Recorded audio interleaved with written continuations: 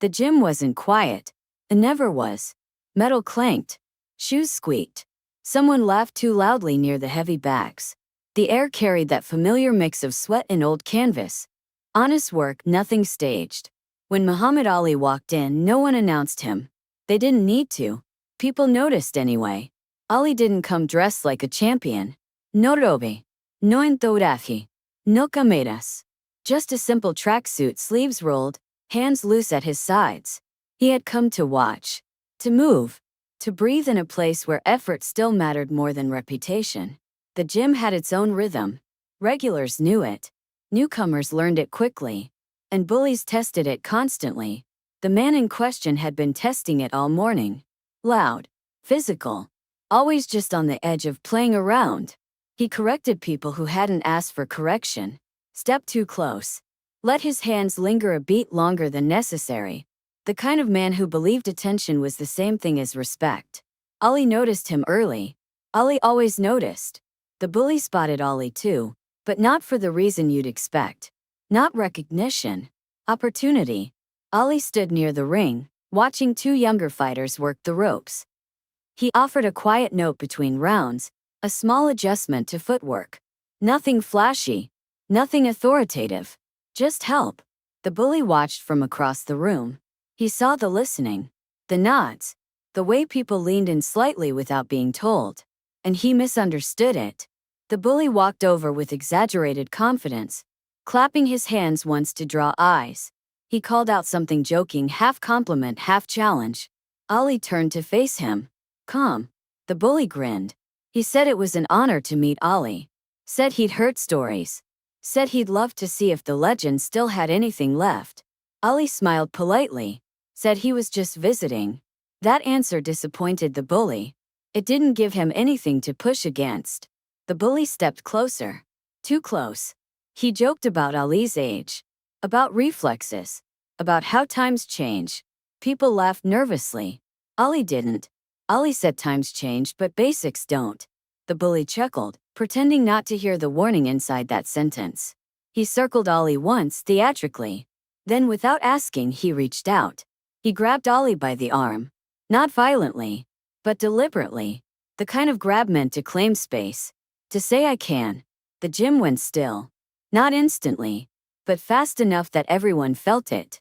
Ali looked down at the hand on his arm. Then back up at the man's face. He didn't pull away. He didn't react. That lack of reaction confused the bully. So he tightened his grip slightly. Not enough to hurt. Enough to humiliate.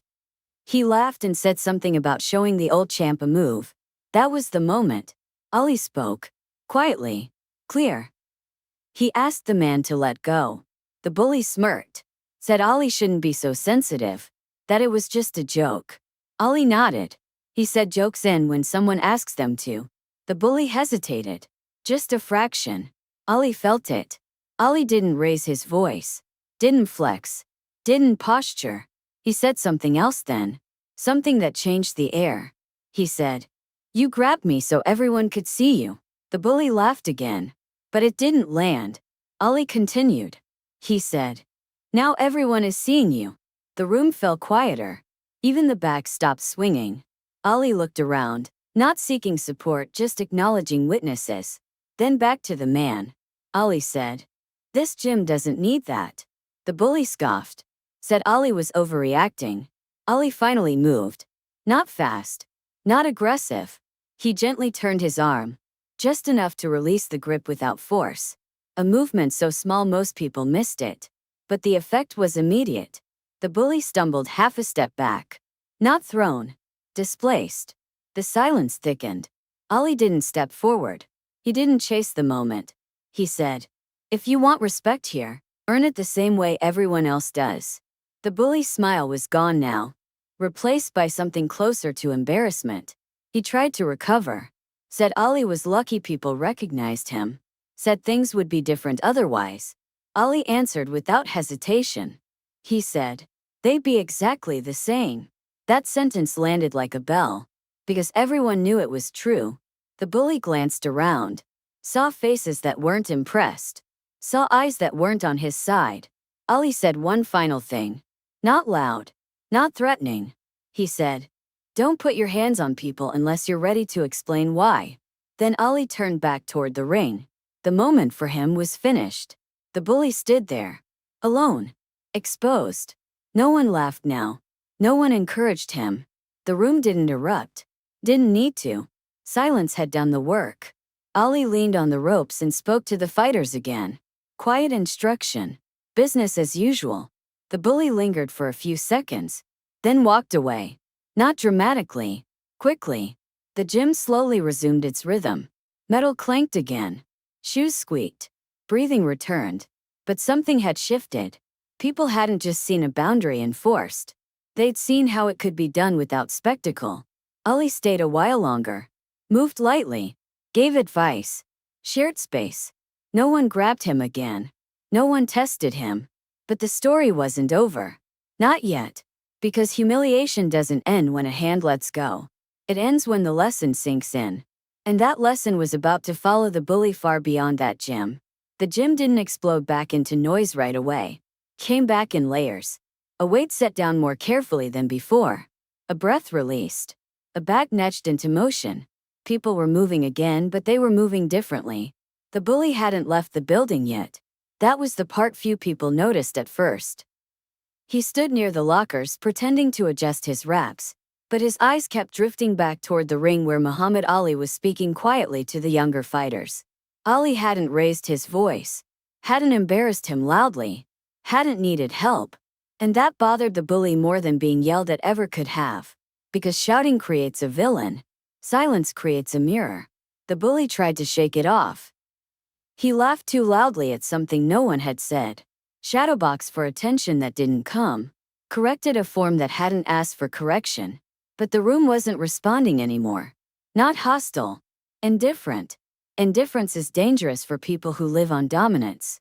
Ali, meanwhile, acted as if nothing unusual had happened. That was deliberate. Ali understood something about bullies most people didn't. They want continuation.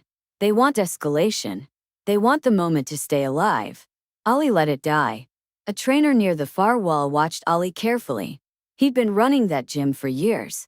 Seen plenty of confrontations. None like this. Later, when asked about it, he would say one thing stood out. Ali never made it personal. That mattered. The bully finally finished with his raps and moved toward the exit. Not fast. But not slow either. The kind of pace people use when they don't want to look like they're leaving because they lost. As he passed the front desk, the trainer called out to him. Not sharply. Firmly. He told him to keep his hands to himself next time. The bully stopped. Turned halfway. Opened his mouth. Then closed it again. He nodded once. Left. Outside, the afternoon light felt harsher than it had earlier. The bully stood on the sidewalk for a moment, jaw tight, replaying everything in his head. He told himself Ali had gotten lucky. That the room had been starstruck. That things would have gone differently somewhere else. But even as he thought it, he knew it wasn't true. Ali hadn't relied on reputation. He hadn't said his name. He hadn't threatened. He'd relied on something else.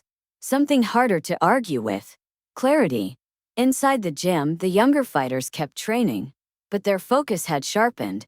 One of them asked Ali a question not about boxing. About composure. He asked how Ali stayed so calm when someone crossed a line. Ali thought for a moment. Then answered carefully. He said anger gives control away. The fighter frowned. Asked how. Ali explained. He said when you react emotionally, you let someone else decide your next move. He said discipline is choosing your move before the moment chooses for you. The fighter nodded slowly. That lesson landed deeper than any technique. Ali stayed another hour. Helped with footwork. Corrected balance. Shared small stories that didn't sound like lessons until later. When Ali finally left, the gym felt different. Not quieter. More grounded. People talked about the incident afterward. But not the way you'd expect. They didn't say Ali put the guy in his place. They didn't say Ali embarrassed him. They said Ali ended it. That distinction mattered. The bully didn't come back for a while.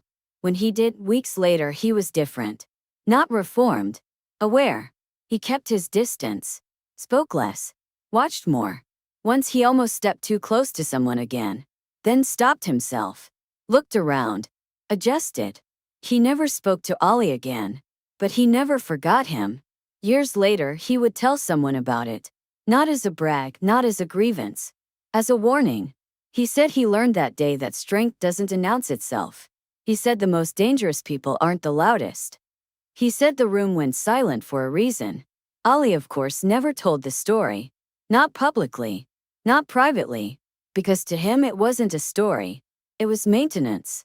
Maintenance of respect. Maintenance of boundaries. Maintenance of spaces meant for growth, not ego. Someone once asked Ali why he didn't respond more forcefully. Why he didn't teach the guy a lesson. Ali smiled. He said lessons stick better when they don't bruise. He said bruises heal. Understanding lasts. That gym continued operating the same way it always had. But something invisible had changed. Newcomers were corrected more gently. Regulars checked each other sooner. And stayed to themselves. Not because Ali was there. Because Ali had shown them how to be. That's the part people miss. Ali didn't silence the room with intimidation. He silenced it with alignment. Everyone in that gym knew in that moment what side they were on.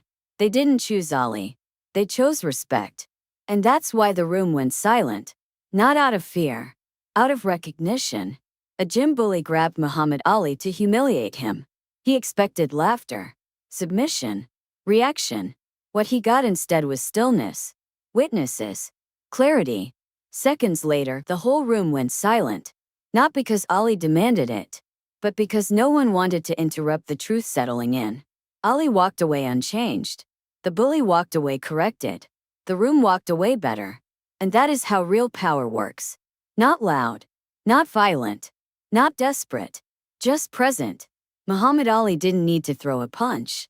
He didn't need to prove anything. He only needed to stand exactly where he was. And let the moment reveal itself.